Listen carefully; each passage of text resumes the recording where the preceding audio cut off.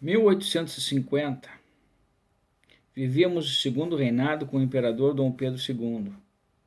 Nesse ano, mais precisamente em setembro, nós tivemos duas leis que afetaram profundamente a estrutura fundiária e a mão de obra escrava no Brasil.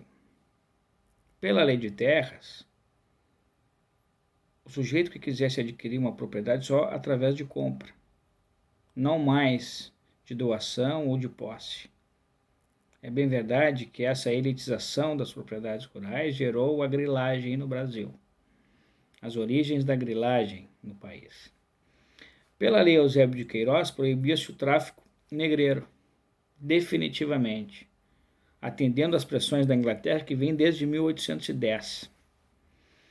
É bem verdade que nas renovações dos tratados, em virtude do reconhecimento da independência do Brasil, nós tivemos a lei Diogo Feijó no período regencial que não foi cumprida, a lei para inglês ver.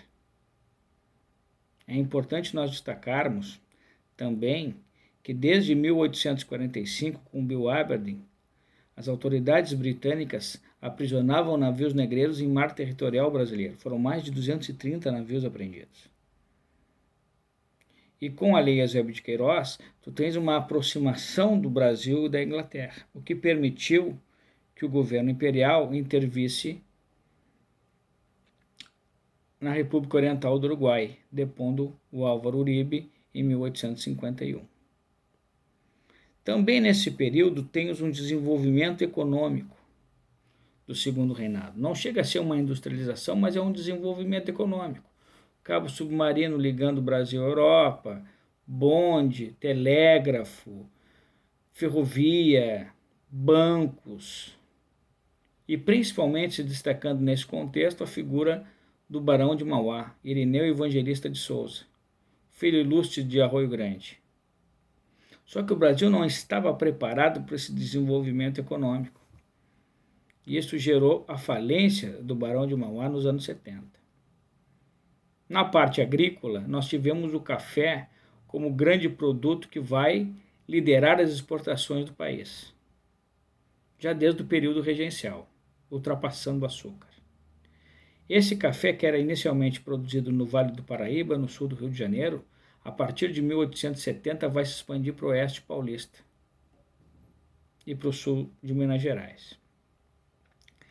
No Rio de Janeiro, ele vai gerar os barões do café, utilizando a mão de obra escrava, o transporte através das mulas e o porto do Rio de Janeiro. Já no oeste paulista, tu tens as ferrovias, o trabalho livre depois assalariado, junto com o trabalho escravo, gerando uma burguesia cafeeira. Aí sim nós temos o primeiro grande desenvolvimento industrial. Não chega a ser um desenvolvimento, mas o surgimento das primeiras indústrias no Brasil é em São Paulo, em virtude dos lucros provenientes do café. Nos anos de 1860, nós tivemos um surto de exportação do algodão, produzido principalmente no Maranhão. Naquele momento, em 1861-65, nos Estados Unidos nós tínhamos a Guerra da Secessão, norte contra o sul.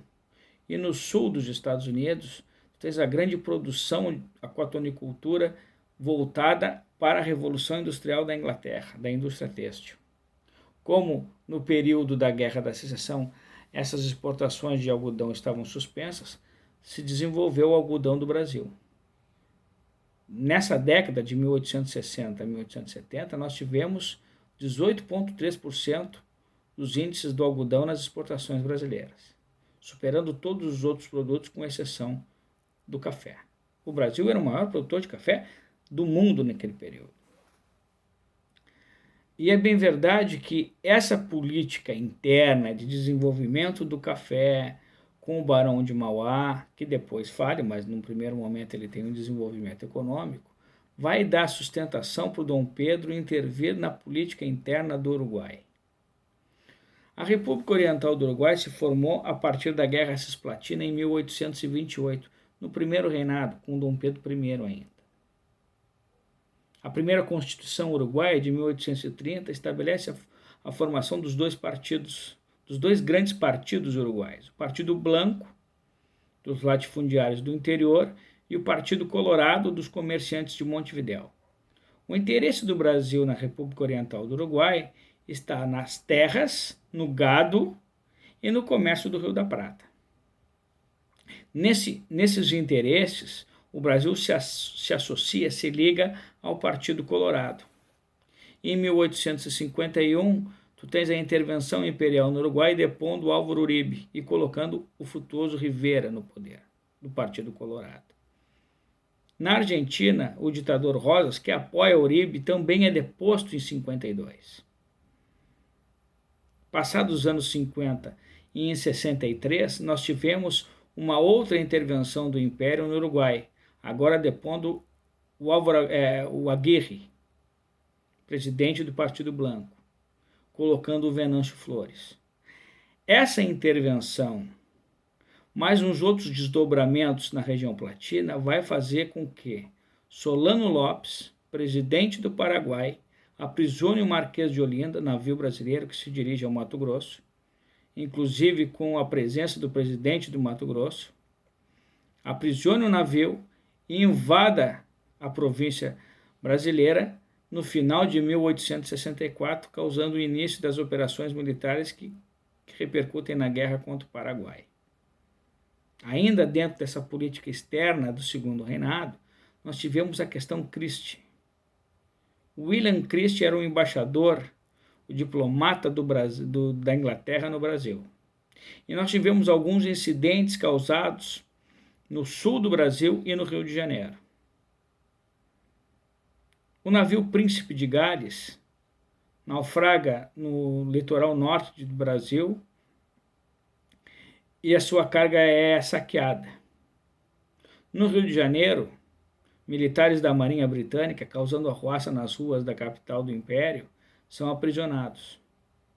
Pelos acordos diplomáticos que foram feitos entre o Brasil e a Inglaterra, militares britânicos só poderiam ser julgados e punidos pelas leis britânicas. Entretanto, esses militares estavam à paisana e fora do horário de serviço.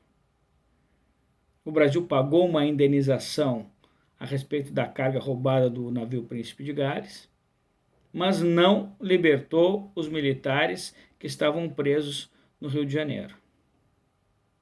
O governo inglês reprimiu com extrema intransigência o Império Brasileiro, inclusive aprisionando alguns navios no próprio Rio de Janeiro. Tu tens um rompimento diplomático em 63 entre o Brasil e a Inglaterra, um julgamento internacional em que o juiz era o Leopoldo I, rei da Bélgica, que dá ganho de causa ao Brasil. As desculpas da rainha Vitória e do governo inglês chegam quando Dom Pedro II está em Uruguaiana, no Rio Grande do Sul, já no contexto da Guerra do Paraguai. Nas nossas próximas videoaulas vamos ver que o exército paraguaio, comandado por Solano Lopes, eles vão invadir o Mato Grosso e posteriormente vão invadir Corrientes, na Argentina, e o Rio Grande do Sul, a fronteira oeste do Rio Grande do Sul. São Borja, Itaqui e Uruguaiana. Quando chegam as desculpas diplomáticas da Rainha Vitória, o Dom Pedro II está em Uruguaiana, negociando a rendição dos paraguaios e o retorno das tropas paraguaias para o Paraguai. Mas esse é o nosso tema da nossa próxima videoaula sobre a história do Brasil. Obrigado pela atenção de vocês.